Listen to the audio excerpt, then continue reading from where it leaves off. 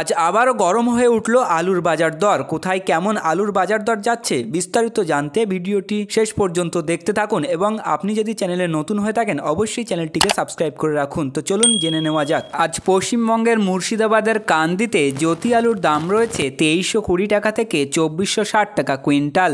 দার্জিলিংয়ে জ্যোতি আলুর দাম রয়েছে 2700 টাকা থেকে 2800 টাকা কুইন্টাল। পশ্চিম বর্ধমানের আসানসোলে জ্যোতি আলুর দাম রয়েছে 2400 টাকা থেকে 2500 টাকা কুইন্টাল। পশ্চিম বর্ধমানের দুর্গাপুরে জ্যোতি আলুর দাম রয়েছে 2420 টাকা কুইন্টাল।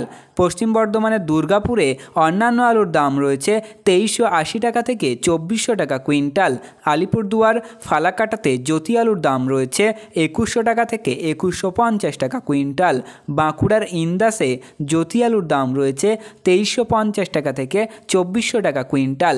বীরভূমের সাঁথিয়াতে জ্যোতি আলুর দাম রয়েছে 2250 টাকা থেকে 2350 টাকা কুইন্টাল।